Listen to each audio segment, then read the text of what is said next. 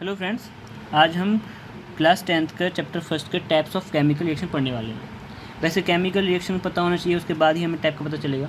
Chemical reaction क्या होती हैं? जहां हमको गैस का निकलना और कलर चेंज और टेम्परेचर चेंज देखने को मिलता है, वहाँ हम कह सकते हैं कि केमिकल रिएक्शन हो रही है। केमिकल रिएक्शन में होता क्या है, जो हम कंपाउंड लेते हैं उस कंपाउंड में बॉन्ड टूटते हैं और नई बॉन्ड का फॉर्मेशन होता है, जिससे कि हमारे पुराने कंपाउंड की जो प्रॉपर्टीज़ थी वो चेंज हो जाती हैं। उसकी जो आइडेंटिटी है वही चेंज हो जाती है, इसलिए हम बोलते हैं केमिकल चेंज। केमिकल चेंज में हमको पुराने से जो नया कंपाउंड मिलेगा वो बिल्कुल ही डिफरेंट होगा, अलग ही होगा, उसकी प्रॉपर्टी बिल्कुल ही अलग होंगी। चलिए अब देखते हैं कि क्या होती है केमिकल रिएक्शन के टाइप्स।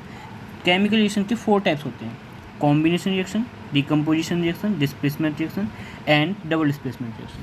अब सबसे पहले हम पढ़ते हैं कॉम्बिनेशन रिएक्शन क्या होता है। कॉम्बिनेशन रिएक्शन में क्या होता है, इस रिएक्शन में हम 2 या 2 से ज़्यादा रिएक्टेंट लेते हैं और एक ही कंपाउंड का फॉर्मेशन होता है, तो हम बोलते हैं कि कॉम्बिनेशन रिएक्शन हो रही है।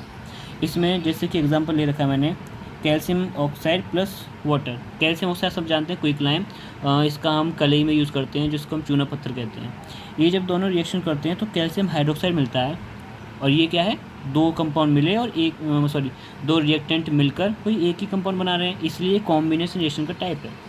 ऐसे ही मैग्नीशियम है, ऑक्सीजन की प्रेजेंस में हम कॉम्बिनेशन कराते हैं इसका, तो मैग्नीशियम ऑक्साइड बनता है। बहुत सी रिएक्शन हैं जहाँ हमारे 2 रिएक्टेंट मिलकर या 2 से ज़्यादा रिएक्टेंट्स मिलकर कोई एक ही कंपाउंड का फॉर्मेशन करते हैं, वो सारी किसमें आएंगी, कॉम्बिनेशन रिएक्शंस में। इसका जनरल फॉर्म दे रखी है कि कोई रिएक्टेंट ए है, कोई रिएक्टेंट बी है, दोनों मिलकर क्या बनाएंगे, एक प्रोडक्ट बनाएंगे ए बी। रिएक्टेंट और प्रोडक्ट क्या होते हैं? रिएक्टेंट वो कंपाउंड्स होते हैं, वो एलिमेंट्स होते हैं जो कि रिएक्शन करते हैं, और प्रोडक्ट क्या होता है, वो कंपाउंड्स जो हमें रिएक्शन के बाद मिलते हैं। चलिए आगे पढ़ते हैं डीकम्पोजिशन रिएक्शन। डीकम्पोजिशन रिएक्शन क्या होता है? डीकम्पोजिशन, इस वर्ड से ही समझ में आ रहा है कि इसमें क्या होगा, डीकम्पोज होगा। मतलब कि इसमें एक ही रिएक्टेंट टूटकर 2 प्रोडक्ट या 2 से ज़्यादा प्रोडक्ट देता है। अच्छा, डीकम्पोजिशन मतलब डिकम्पोज का मतलब होता है टूटना। यहाँ पे क्या होगा, कोई एक ही रिएक्टेंट एक से ज़्यादा प्रोडक्ट में टूट जाएगा। जैसे कि मान लीजिए कोई हमारे पास रिएक्टेंट ए बी है, तो जब ये मतलब रिएक्शन होगी तो हो सकता है ये ए और बी 2 अलग अलग प्रोडक्ट में टूट जाता है। ये क्या है, रिएक्टेंट, और ये क्या है, दोनों प्रोडक्ट। तो एक ही रिएक्टेंट 2 प्रोडक्ट में टूट जाता है। तो इस टाइप से रिएक्शन जो होंगी वो डिकम्पोजिशन होंगी। Example, decomposition reaction calcium carbonate, जब इसको हम गर्म करते हैं, डेल्टा का मतलब होता है यहाँ हीट करने से, जब गर्म करते हैं तो कैल्शियम ऑक्साइड बनता है और कार्बन डाइऑक्साइड। तो ये किस टाइप का हो गया, डिकम्पोज टाइप का हो गया। और डिकम्पोजिशन रिएक्शंस के भी टाइप्स होते हैं अपने, ये 3 टाइप्स की होती है। एक होती है, मतलब कि यहाँ पे 3 टाइप्स किस बेस पर हैं, यहाँ एनर्जी हम किस फॉर्म में दे रहे हैं, इस बेस पर डिकम्पोजिशन रिएक्शन 3 टाइप्स की होती है। जैसे कि फर्स्ट ए ले लिए, ए पार्ट, थर्मल डिकम्पोजिशन।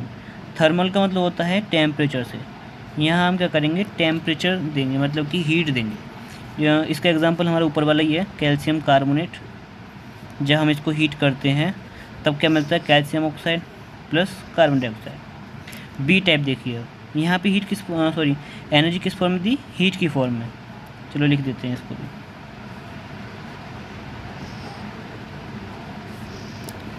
बी है फोटोलिटिक डिकम्पोजिशन। फोटो वर्ड से ही समझ में आना चाहिए यहाँ पे कि क्या होने वाला है। फोटोलिटिक में क्या होगा, फोटोलिटिक में हमारी जो एनर्जी दी जाएगी वो लाइट की फॉर्म में दी जाएगी। इसका एग्जांपल है सिल्वर क्लोराइड। जब इसको सनलाइट की प्रेजेंस में खुला छोड़ा जाता है तो क्या होता है, सिल्वर अलग हो जाता है, क्लोरीन अलग हो जाता है। ऐसे ही AgBr, जब इसको भी हम सनलाइट की प्रेजेंस में रखते हैं, डायरेक्ट सनलाइट इस पर पड़ रही हो, तो ये डिकम्पोज हो जाता है, अलग अलग हो जाता है Ag और Br। इसीलिए सिल्वर ब्रोमाइड या सिल्वर क्लोराइड जो है हमेशा कलर्ड वेसल्स में रखे जाते हैं, जिससे कि लाइट एंटर नहीं करे और ये रिएक्शन नहीं हो, डिकम्पोज नहीं हो। थर्ड टाइप होता है इलेक्ट्रोलिटिक डिकम्पोजिशन। इलेक्ट्रोलिटिक से समझ जाना चाहिए क्या होने वाला है। इलेक्ट्रोलिटिक से मतलब है कि यहाँ पर जो एनर्जी दी जाएगी वो इलेक्ट्रिसिटी की फॉर्म में दी जाएगी। Energy in the form of electricity. यहाँ पे किस में थी, लाइट की फॉर्म में थी। चलिए इसका एग्जांपल देखिए, वाटर है, तो वाटर में हम इलेक्ट्रिसिटी फ्लो कराते हैं, इलेक्ट्रिसिटी, तो क्या होता है कि ये वाटर की जो H2 गैस मतलब हाइड्रोजन गैस और ऑक्सीजन गैस दोनों अलग अलग हो जाते हैं, तो फिर ये भी क्या हो गया, डिकम्पोजिशन रिएक्शन हो गया। इसके बाद थर्ड टाइप है हमारा, मतलब ये तो कंप्लीट हो गया डिकम्पोजिशन रिएक्शन। इसके बाद डिस्प्लेसमेंट रिएक्शन में क्या होता है, अब यहाँ भी वर्ड से मतलब निकालिए, डिस्प्लेसमेंट। डिस्प्लेसमेंट मतलब यहाँ डिस्प्लेस करेगा। यहाँ क्या होगा, एक हाई रिएक्टिव मेटल किसी कंपाउंड से जिसमें लेस रिएक्टिव मेटल प्रेजेंट होगा वहाँ उसको डिस्प्लेस कर देगा। अब इसका एग्जांपल लेते हैं, पहले चलो लिखते हैं डेफिनेशन शॉर्ट में। High reactive metal, high reactive metal displaces less reactive matter from compound। इसकी जनरल फॉर्म लिखते हैं चलो, जैसे कि ए बी कोई कंपाउंड है, सी कोई मेटल है, सी यहाँ पे ये क्या है, हाईली रिएक्टिव मेटल, और इस कंपाउंड में जो ए है वो कैसा है, less reactive metal, less reactive metal. तो जब रिएक्शन होगी तो ये जो सी है ये इस ए को डिस्प्लेस कर देगा, और डिस्प्लेस करके बन जाएगा सी बी कंपाउंड, और ए जो लेस रिएक्टिव मेटल था वो बाहर हो जाएगा, ये बाहर हो गया, ये कंपाउंड बन जाएगा। इस टाइप से रिएक्शंस होंगी, वो सारी की सारी डिस्प्लेसमेंट रिएक्शंस होंगी। अब एग्जांपल देखते हैं, जैसे कि कॉपर सल्फेट, जब ये रिएक्शन करेगा, जैसे सपोज करिए फेरस मिला है, इसमें लोहा मिला दिया, तो फेरस क्या होता है, ये कॉपर से ज़्यादा रिएक्टिव होता है, तो ये इसको डिस्प्लेस करके यहाँ पे खुद आ जाएगा, FeSO4 बन जाएगा और Cu बाहर हो जाएगा। इस टाइप से जितनी रिएक्शंस होंगी वो सारी डिस्प्लेसमेंट होंगी। अब ध्यान देना पहचान कैसे होगी। पहचान क्या है, एक कंपाउंड होता है इसमें और दूसरा एक मेटल ही होता है, मतलब कि एक मेटल और एक कंपाउंड। जहाँ पर एक मेटल एक कंपाउंड होते हैं वहाँ डिस्प्लेसमेंट ही होती है। और पीछे हमने जो कॉम्बिनेशन देखी थी वहाँ पर क्या पहचान थी, वहाँ पे दो रिएक्टेंट होते थे और कंपाउंड हमेशा एक ही बनता था, मतलब प्रोडक्ट एक ही बनता था। और डीकम्पोजिशन में क्या होता था, एक ही रिएक्टेंट होता था और प्रोडक्ट कितने, दो बनते थे या दो से ज़्यादा बन सकते हैं। वहाँ ऐसे हम पहचान कर सकते हैं। चलिए और एग्जांपल ले सकते हैं हम, कॉपर सल्फेट ले लीजिए फिर से, क्योंकि कॉपर लेस रिएक्टिव होता है इसलिए हम इसको ले लेते हैं। इसके साथ हम मिला देते हैं, इसमें जिंक मिला दीजिए, तो जिंक मिलाने से क्या होगा, जिंक सल्फेट और कॉपर बाहर फिर से। अच्छा आप बताइए कि फेरस सल्फेट, इसमें हमने कॉपर मिलाया तो क्या होगा, सोचिए। कुछ नहीं होगा इसमें, नो रिएक्शन होगी।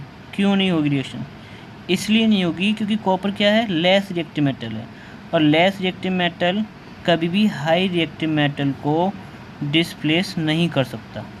ये हाईली रिएक्टिव मेटल है। ऐसे मान लीजिए एक क्लास में एक सीट है, उस पर दो बच्चे बैठे हैं। अब एक क्लास का जो स्ट्रॉन्ग बॉय होगा वो आया, वो थप्पड़ मार के कमज़ोर वाले को बाहर हटा सकता है, उस सीट से डिस्प्लेस कर सकता है। लेकिन एक कमज़ोर बच्चा आएगा तो वो उस ताकतवर बच्चे को सीट से नहीं हटा सकता। बिल्कुल सेम यहाँ पर है, ये कमज़ोर है इसलिए इस फेरस को नहीं हटा सकता, तो फिर नो रिएक्शन होगी, मतलब कोई रिएक्शन ही नहीं होगी। यहाँ पे ये दोनों क्या थे, हाई रिएक्टिव मेटल थे कॉपर से, तो ये आए और इन दोनों को हटा दिया, खुद यहाँ पे कंपाउंड में जुड़ गए।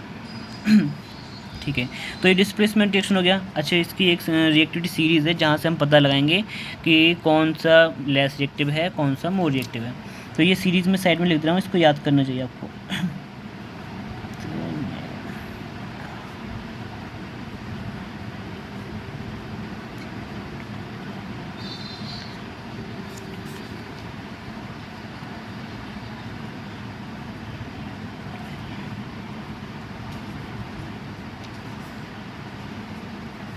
ये रिएक्टिविटी सीरीज़ है, potassium, sodium, calcium, magnesium, aluminium, zinc, cobalt, ferrous, nickel, tin, कहाँ गया, लेड, हाइड्रोजन, कॉपर, मरकरी और सिल्वर और गोल्ड, ये रिएक्टिविटी सीरीज़ है। ये क्या है, नीचे की ओर डिक्रीजिंग ऑर्डर में है। डिक्रीजिंग ऑर्डर में इसका मतलब कि पोटेशियम सबसे ज़्यादा रिएक्टिव और गोल्ड सबसे कम रिएक्टिव, ये लीस्ट रिएक्टिव है। इसीलिए गोल्ड का या सिल्वर का हम यूज़ किस में करते हैं, ज्वेलरी बनाने में, क्योंकि ये कभी भी मतलब कि किसी से रिएक्शन नहीं करते हैं, तो इनकी चमक, शाइनिंग फाइनिंग सब बनी रहती है। लेकिन अगर हम किसी मेटल, जैसे कि अब लोहे का बनाने लगे कोई ज्वेलरी, तो उस पर जंग आ जाएगी। कोई सा भी मेटल लेंगे हाई रिलेटिव में से, तो फिर उन पर कोई ना कोई रिएक्शन हो ही जाएगी। जिस ऑक्साइड की लेयर, मतलब ऑक्सीजन से रिएक्शन कर लेंगे, ऑक्साइड की लेयर जम जाएगी, तो वो ख़राब हो जाएंगे। लेकिन सिल्वर या फिर गोल्ड का हम क्यों यूज़ करते हैं, क्योंकि ये लेस रिएक्टिव मेटल है, इनकी शाइनिंग बनी रहती है, कोई किसी से भी रिएक्शन नहीं करते।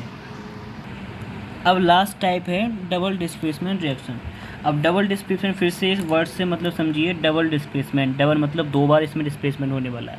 दो बार डिस्प्लेसमेंट होगा, ऐसे कह सकते हैं, या हम कह सकते हैं कि यहाँ पर आयंस का एक्सचेंज होगा। अब इसमें और डिस्प्लेसमेंट में सिर्फ थोड़ा सा अंतर है। यहाँ पर क्या था, एक कंपाउंड और एक मेटल होता था, लेकिन इसमें क्या होगा, दोनों कंपाउंड ही होते हैं। जैसे कि AB और CD, इस टाइप से दो कंपाउंड होंगे। अब डबल डिस्प्लेसमेंट कैसे होगा, जैसे कि यहाँ पर A है और यहाँ C है, ये इस जगह पर आ जाए और ये इस जगह पर आ जाए, तो ये डबल डिस्प्लेसमेंट हो गया, नहीं हो गया। जैसे C इधर आएगा एक डिस्प्लेसमेंट और A इधर जाएगा तो दूसरा डिस्प्लेसमेंट, तो ये डबल डिस्प्लेसमेंट हो जाता है। इसलिए इसको हम दूसरे वर्ड्स में कह सकते हैं कि एक्सचेंज ऑफ आइंस। यहाँ पर आइंस का एक्सचेंज होता है, एक्सचेंज ऑफ आइंस।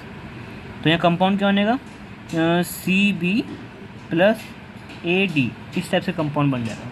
एग्जाम्पल लेते हैं, चलो एग्जाम्पल लेते हैं, lead sulphate PbSO4 plus sodium iodide.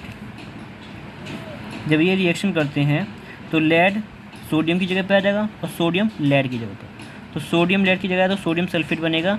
अब ध्यान देना, ये नहीं है कि Na एक है तो फिर NaSO4 बनेगा। कंपाउंड तो जो बनते हैं वही बनते हैं, जो उनका फार्मूला होगा ये बनेगा, केमिकल फार्मूला, बस हमको बाद में क्या करना पड़ता है, बैलेंस करना पड़ता है। सोडियम सल्फेट प्लस Pb और I से क्या बनेगा, PbI2। यहाँ पे जो हमको PbI2 मिला है, ये येलो कलर का एक इनसॉल्युबल साल्ट बनता है, येलो कलर का इनसॉल्युबल साल्ट, जिसको हम बोलते हैं PPT, प्रेसिपिटेट। तो फिर हम ये भी कह सकते हैं कि डबल डिस्प्लेसमेंट रिएक्शंस होती हैं, मोस्टली इन रिएक्शंस में एक इनसॉल्युबल साल्ट बनता है, जिसको हम प्रेसिपिटेट कहते हैं। और जिन रिएक्शंस में हमको इनसॉल्युबल साल्ट मिलता है वो प्रेसिपिटेशन रिएक्शंस होती हैं। तो यहाँ पे इसको हम प्रेसिपिटेट रिएक्शन भी कह सकते हैं, और डबल डिस्प्लेसमेंट का तो एग्जाम्पल है ही ये। तो एग्जाम में पूछा जाता है कि व्हाट इज़ प्रेसिपिटेशन रिएक्शन, तो उसमें हम ये वाला एग्जांपल दे सकते हैं। तो प्रेसिपिटेशन रिएक्शन की हम डेफिनेशन क्या देंगे, precipitation reaction is a reaction in which insoluble salt is formed. जिन रिएक्शंस में एक इनसॉल्युबल साल्ट बनता है, मतलब कि ना घुलने वाले एक सॉल्ट बनता है, वो रिएक्शंस होती हैं प्रेसिपिटेशन रिएक्शन। और उसमें हमारा एक एग्जाम्पल ये भी आता है, इसमें क्या होता है, येलो कलर का PPT फॉर्म होता है। चलिए, डबल डिस्प्लेसमेंट भी हो गया।